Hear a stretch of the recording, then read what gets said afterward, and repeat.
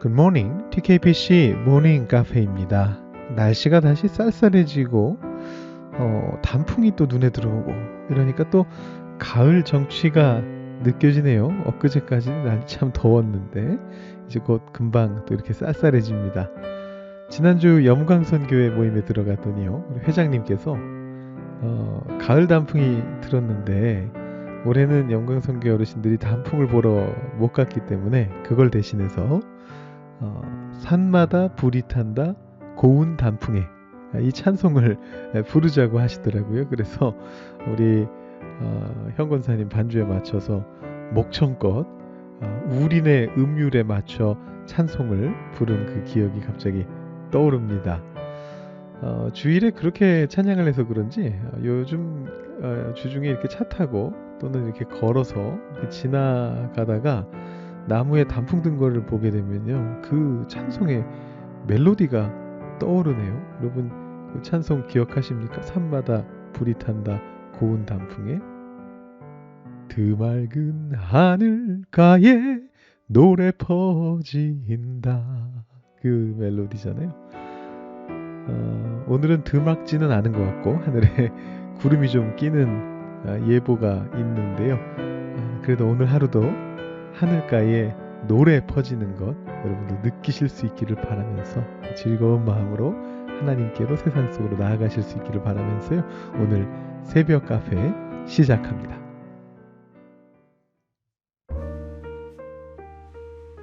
선지자들은 하나님의 말씀을 들어서 전했는데요, 그것이 받아쓰기 형식은 아니었다라고 제가 이미 말씀을 드렸었죠. 우리가 흔히 하는 착각 중에 하나가 그런 건데, 하나님께서 선지자에게 나타나셔서 귀에다가 대고 문장을 술술술술 불러주셔서 선지자들은 그걸 받아 적기만 한 것이다, 이렇게 착각하는 분들이 많이 계시지만 실제로는 그런 식으로 하나님 말씀이 주어진 게 아닙니다.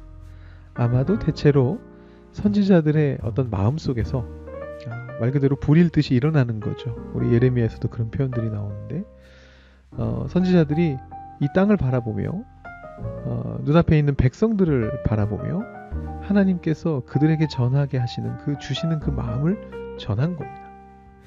그래서 대부분의 선지자들의 예언은 그들 눈앞에 있는 백성들에 대한 것이었습니다. 전혀 딴 세상에 대한 얘기들을 하지 않아요. 자기 눈앞에 있는 그들을 보면서 그들에게 주어지는 하나님의 마음을 읽는 거거든요. 가난한 자를 압제하는 지도층들에게 너희 그렇게 살면 그 폭력이 거꾸로 너희들을 좀먹게 될 것이다, 이렇게 말하는 것이고요. 우상을 섬기는 백성들에게 하나님께 순종해야 된다, 이렇게 꾸짖고요. 또 사는 게 팍팍한 사람들 앞에서 하나님께서 주실 최종적인 평안의 시대를 꿈꾸며 말한 사람들이 바로 선지자들입니다. 근데 아주 가끔씩이요, 이 선지자들이 아주 가끔씩도 아니네요, 꽤 생각보다 자주 이 선지자들이 더 먼 곳을 바라보면서 예언할 때가 있었습니다. 학자들은 그것을 열방 신탁이라고 부릅니다. 열방을 향한 하나님의 신탁을 선지자들이 받아서 말했다, 이렇게 이제 이야기를 하는 건데요, 이스라엘 유다 지역이 아니라 더 먼 지역들 속에서 하나님께서 그들을 어떻게 하실 것인가, 이것을 바라보는 예언을 열방 신탁이라고 합니다. 자, 선지자들이 주로 그들이 보는 사람들에 대해서 예언했다, 이렇게 말씀을 드렸는데, 주변 나라들, 열방의 나라들에 대해서는 도대체 어쩌다가 관심이 생겼을까요? 자, 최초에는 그 열방에 대한 심판의 선언이 자연스럽게 이스라엘과 유다에 대한 구원의 선언이 되기 때문에 이 열방 신탁이 시작된 것이다, 이렇게 볼 수가 있습니다. 제가 그저께 수요예배 때 야곱 얘기하면서 이스라엘과 에돔이 그 에서와 야곱 시절부터 아주 숙명의 적이었다, 이렇게 말씀드렸거든요. 이스라엘 유다가 에돔하고 엄청나게 많이 싸웠습니다. 보통은 이제 이스라엘 유다 쪽이 우위였어요. 근데 에돔이 때에 따라서는 시의적절하게 유다나 이스라엘이 약할 때 공격을 해가지고 큰 피해를 입힌 적도 참 많습니다. 그 중에 아주 대표적인 경우가 바로 유다가 바벨론에 망한 직후에 에돔이 쳐들어와 가지고 유다의 남은 자들을 공격했던 사건이었죠. 이미 바벨론에 의해서 군대도 다 망가지고 모든 게 다 무너진 상황 속에서 저항하지 못하는 이스라엘 유다의 예루살렘 사람들을 공격해 왔었습니다. 아주 큰 피해를 입혔습니다. 그 사건에 대한 말씀이 예레미야 애가, 에스겔, 오바댜, 시편 137편 이런 곳에 반영이 되어 있습니다. 그렇기 때문에 이 숙명의 라이벌 이 에돔이 심판을 받는다라는 예언을 들으면 유다 사람들은 힘이 나는 거예요. 걔네들이 몰락하면 유다가 살아나는 거거든요. 우리 한국인들이 일본에 대한 부정적인 기사를 보거나 아니면 북한에 대한 어떤 부정적인 기사를 볼 때 우리가 어떤 생각을 가지고 있던 간에 어떤 사상을 가지고 있던 간에 어쩔 수 없이 그 마음 한편에서는 기분 좋은 감정이 생겨나는 것과 유사한 거예요. 꽃이다 이런 생각이 들게 돼 있단 말이에요. 왜냐하면 일본은 이제 일제강점기 때문이고 지금까지도 잘 사과하지 않으니까 북한은 6.25 전쟁과 또 그 이후의 대립 때문이죠. 그래서 이 선지자들이 열방에 대한 심판의 선언을 할 때가 꽤 있었습니다.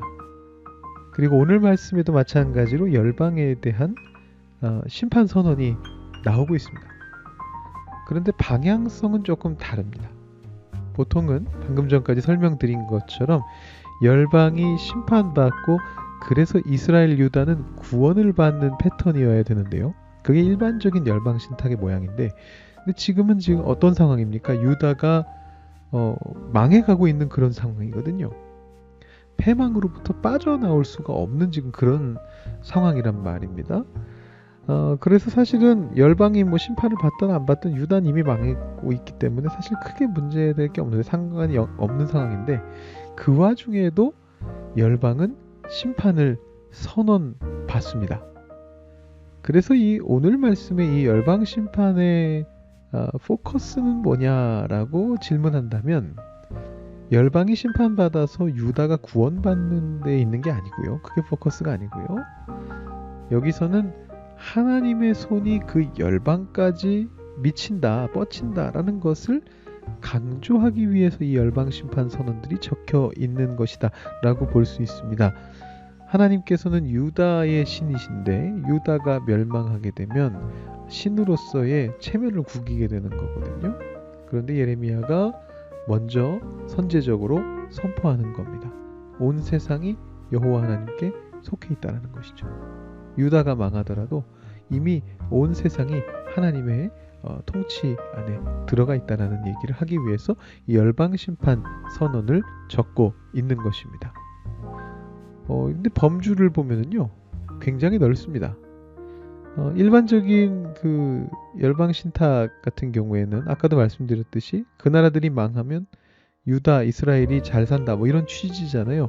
그래서 대부분 근처에 있는 나라들입니다. 이스라엘하고 직접적으로 부딪히는 나라들이 적혀 있는데 예를 들어 아모스 1장에 나오는 열방 신탁을 쭉 보시면 딱 이스라엘과 유다에 붙어 있는 나라들, 그 주변 나라들 정도에만 머물러 있습니다. 근데 이 예레미야 25장의 열방 신탁을 보시면 아주 많은 나라들을 포괄하고 있습니다. 15절에서 일단 아주 서원에서 모든 나라라는 그런 표현이 나와요. 사실 맨 끝에도 또 나옵니다. 모든 나라. 19절부터 또 보시면 애굽, 우스, 이 우스는 에돔 쪽에 있는 지명으로 알려져 있고요.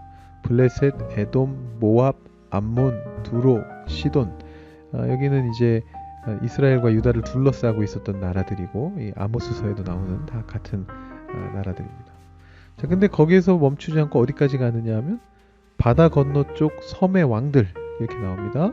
아마 구브로와 그레데를 말하는 것 같아요. 키프로스하고 크레타 섬 같은 곳을 말하는 것 같고 거기서 그쪽으로 유럽 쪽으로 이렇게 한번 짚어준다면은 다시 이렇게 넘어와서 아라비아 쪽으로 내려와서 드단, 데마, 부스 또 아라비아라는 호칭이 나오고 그 다음에 그 아라비아를 건너서 지금의 이란 지방으로 넘어가서 시므리, 엘람, 메데 이렇게 얘기하고요. 거기서 또 북쪽으로 올라가서 뭐 지금으로 따지면 옛날에 그 아라라산 있는 그런 쪽이죠. 아르메니아 지역. 뭐 이쪽으로 쭉 올라가 가지고 북쪽 원근의 모든 왕이라는 표현이 나오고 그 다음에 전체를 다 합쳐서 지면에 있는 세상의 모든 나라 이렇게 이야기를 합니다. 그리고 맨 마지막에 세삭이라고 하는 왕이 등장하는데 이 세삭은 바벨론을 암호로 표현한 것입니다. 그래서 결국은 그 당시에 모든 나라들이에요. 애굽에서 출발해서 가나안 거쳐서 유럽으로 갔다가 다시 돌아와서는 아라비아를 거쳐서 엘람메데 이란 쪽을 이렇게 지나서 북쪽으로 올라가서 한 바퀴 돈 다음에 다시 내려와서 바벨론에 도착하는 거죠. 그러니까 이것은 그 당시에 유다에 있는 이 선지자가 생각할 수 있었던 실질적인 전 세계입니다. 그 모든 나라들을 심지어 막강한 바벨론에 이르기까지 하나님께서 심판하실 수 있고 심판하실 것이다 라는 선언이 오늘 말씀에 나오고 있는 겁니다.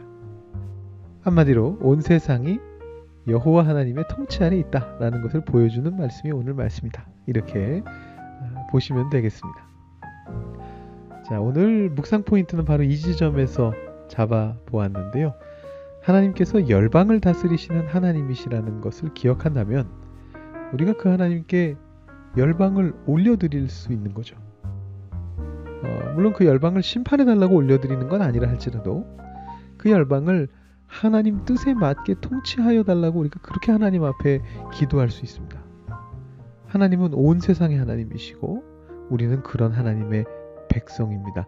그렇기에 우리는 원근 각지의 온 세계 열방에 대해서 관심을 가지고 그곳에 하나님의 통치가 온전하게 임하기를 위해서 기도해야 하는 것이죠.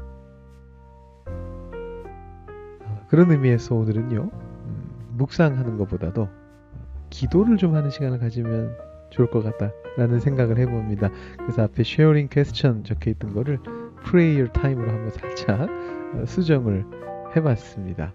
열방을 위한 기도입니다.